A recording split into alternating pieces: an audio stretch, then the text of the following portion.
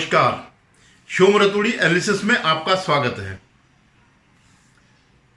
भाइयों, विदेशों में जो भारत का युवा है, भारत के प्रोफेशनल्स हैं, भारत के डॉक्टर्स हैं, वो चमत्कार कर रहे हैं। आप सब इस बात को अच्छी तरह जानते हैं। आपके परिवार से, आपके पड़ोस से कोई न कोई आईटी इंजीनियर या डॉक्टर विदेश में होगा। विदेशों में कई बड़ी बड़ी कंपनियों के सीईओ, सीएफओ या टॉप के मैनेजमेंट में भारत के लोग काम कर रहे हैं। ये कोई नई बात नहीं है, ये आ रहा है और इस चमत्कार को लोग मानते हैं, विदेशी भी मानते हैं कि हाँ, इसके बगैर, भारत के बगैर हम नहीं रह सकते हैं। और इसमें जैसे पाकिस्तान जैसे लोग, पाकिस्तानी जो हैं, रोते रहते हैं कि यार हम बम से आगे नहीं बढ़ रहे और ये पहुंच गए चांद में, मार्स में पहुंच गए, ये सब कुछ हो रहा है। तो ये कोई नई बात नहीं है। और खासकर मोदी जी के आने के बाद तो देश में डंका बज गया है, विदेशों में डंका बज गया है। इस बात को आप मोदी समर्थक हैं या नहीं भी है, तब भी इस बात को मानेंगे कि आज भारत कोई 127 देशों में से एक देश नहीं है, बल्कि टॉप के कुछ देशों में एक देश है जिनकी सुनी जाती है। अब फिलहाल तो ये लग रहा है कि हाँ, उनकी ज़्यादा सुनी जाती है, क्योंकि ज़्यादातर देश या तो पक्ष के हैं या विपक्ष में हैं किसी मुद्दे को लेकर के, और इसलिए भारत का थोड़ा महत्व बढ़ रहा है। लेकिन उसके बावजूद जो है भारत का अपना स्थान है। और यही बात इस देश में एक है, लेफ्ट लिबरल गैंग है, और कांग्रेस उनको ये पच नहीं रहा है। हो क्या रहा है, वो जो खा रहे हैं या तो वो पच नहीं रहा है और वो सब पेट में ही सड़ रहा है, या जो खा रहे हैं वो सीधे निकल रहा है। यानी उनका स्वास्थ्य, उनका हाजमे की वजह से उनका स्वास्थ्य बड़ा खराब हो रहा है। और वो इस बात से, उनके चेहरे से देख करके आप अंदाज लगा सकते हैं। लेकिन बात, ये सब साधारण सी बातें हैं, लेकिन बात कुछ और है। अभी भारत का एक नया टैलेंट सामने आया, जिससे विदेशी, विशेषकर पश्चिमी यूरोप, अमेरिका और कनाडा, ये बड़े चमत्कृत हो गए।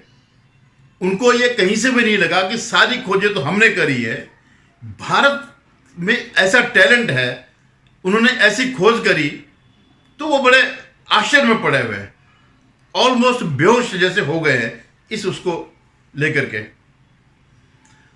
अब मैं आपको ज़्यादा सस्पेंस में नहीं रखूंगा और सीधे मुद्दे पर आता हूं, और ये मुद्दा है ठगी का। साइबर ठगी तो एक बड़ी आम बात हो गई, जिसमें सभी देश के लोग इसमें इन्वॉल्व हैं। नाइजीरिया हो गया, और भी कई कंट्रीज हैं जो ये कर रहे हैं, और ये आईटी इंजीनियर से भी ज़्यादा महत्वपूर्ण काम ये साइबर ठगी का हो गया। तो मैं ऐसे ठगी की बात नहीं कर रहा हूँ, ये भी कोई नई बात नहीं है। मैं एक ऐसी ठगी की बात कर रहा हूँ जो 2-3 साल से चल रही है, और सार्वजनिक चल रही है, खुले आम चल रही है। एक ऐसी कंपनी चला रही है जिस पर उम्मीद करके, जिसकी सफलताओं को देख करके विदेशियों ने भी पैसा लगाया। उन्होंने बड़े बड़े शेयर खरीद लिए, बड़ी बड़ी हिस्सेदारी खरीद ली, और क्या है कि अभी उनको 6 महीने पहले, लगभग 5-6 जून को उसका वो भी मिला, डिविडेंड भी मिला। तो बड़े खुश हो गए, कह रहे यार हाँ, ये कंपनी तो बड़ी गजब की है। ये तो जो हम पैसा जिस चीज़ के लिए लगा रहे हैं, वो तो हमारा रिटर्न मिल रहा है, और मिलने की पूरी संभावना है। अभी जितना मिल रहा है उससे भी ज़्यादा मिलने की संभावना है। लेकिन अभी हुआ क्या, अभी वो ठगी जो है पकड़ी गई, और उसके शेयर धड़ाम से नीचे आ गए, और वो जो है सारा जिन्होंने पूंजी लगाई, वो पूंजी खत्म हो गई, जीरो पे आ गई।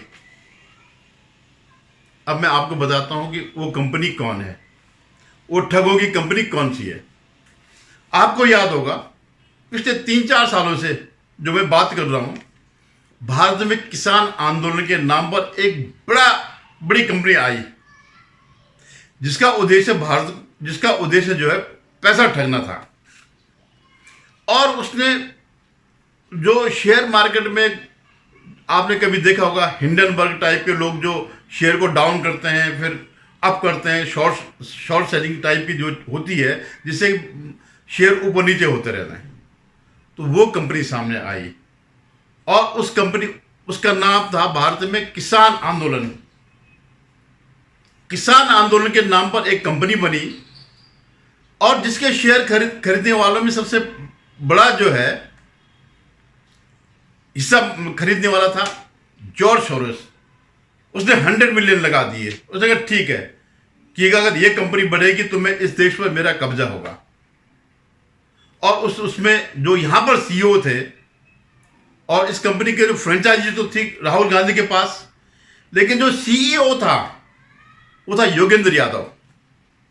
योगेंद्र यादव की दुकान अच्छी चल रही थी, कंपनियां अच्छी चल रही थी। एक दो बार स्लम्प जरूर आया था उत्तर प्रदेश के चुनाव में, जब उसने कहा था कि मैं तो पिच बना रहा था लेकिन मेरी पिच वो नहीं हुई। लेकिन वो मामला आया गया होगा, उसने जो है वो जो उसमें आता ना शेयर मार्केट में कि इसमें रिस्क है, ये है, वो है करके, तो उसने उसकी आड़ में जो है वो मामले को ले गया आगे। लेकिन फिर वो कंपनी पे लगा रहा और विदेशों से पैसे लगातार आ रहे थे। लेकिन हुआ क्या, कहां पर क्यों इसके शेयर धड़ाम से गिर गए? ये हुआ हरियाणा के आंदोलन से, हरियाणा के चुनाव से। इस कंपनी में ज्यादातर जो कर्मचारी थे वो हरियाणा, पंजाब और वेस्टर्न उत्तर प्रदेश के थे। तो वेस्टर्न उत्तर प्रदेश तो जब चुनाव हो गए थे तो उस समय जिस अखिलेश को भी इन्होंने शेयर दिया था, जिस अखिलेश ने इसमें एक बड़ी हिस्सेदारी ली थी, वो भी धड़ाम हो गए। लेकिन इस कंपनी का पूरा दारोमदार हरियाणा पे टिका हुआ था, क्योंकि जो इसका फैलाव होना था, जो पंजाब से चल रहा था, वो वहां पे रोड़ा बन गया था। एक नई कंपनी उसने हरियाणा में बैरियर लगा दिया और उसका अखिल भारतीय नहीं होने दिया, यानी दिल्ली तक नहीं पहुंचने दिया। तो इस बार इस कंपनी ने दावा किया था कि हम हरियाणा में अपना वो जीतेंगे, हरियाणा में अपना शोरूम खोलेंगे और फिर दिल्ली पर कब्जा करेंगे। लेकिन साहब जनता ने नहीं माना और वो जो है ये कंपनी यहीं पर फेल हो गई।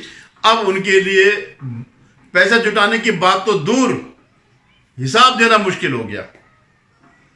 जब ये गए पैसे के लिए, उसके पास गए, जो बड़े बड़े जिन्होंने शेयर होल्डर जो थे, जिन्होंने हिस्सेदारी ली थी, तो उनसे और पैसे मांगने गए तो उन्होंने पकड़ लिया उसको वहीं पर। अच्छा बता भाई, ठीक है, तेरी कंपनी में सबसे बड़ा नेता कौन था वहां पर? सबसे बड़ा वो कौन है जो स्टेक होल्डर है हरियाणा में? कौन है कि जी गुरचरण सिंह चढ़ूनी सबसे बड़ा इस कंपनी का नेता था।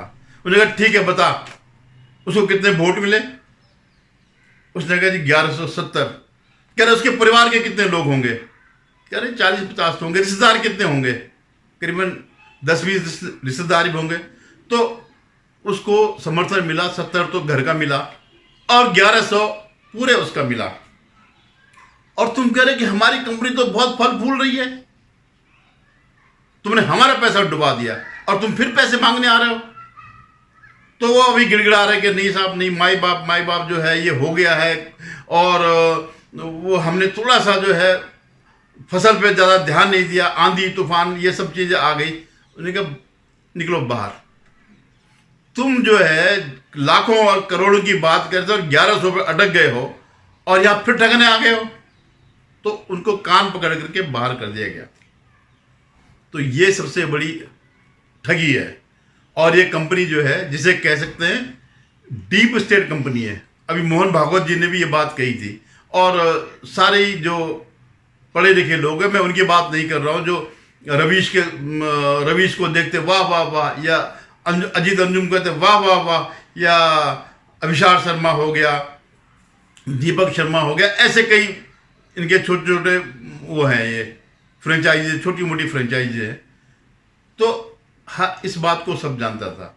लेकिन अब जो है इस कंपनी का दिवालिया निकल गया। अब ये जा रही है महाराष्ट्र और झारखंड में ये बचेगी या नहीं बचेगी, ये 2-3 महीने के अंदर तय हो जाएगा। नहीं बची तो इनके क्या हाल होंगे आप समझ लीजिएगा।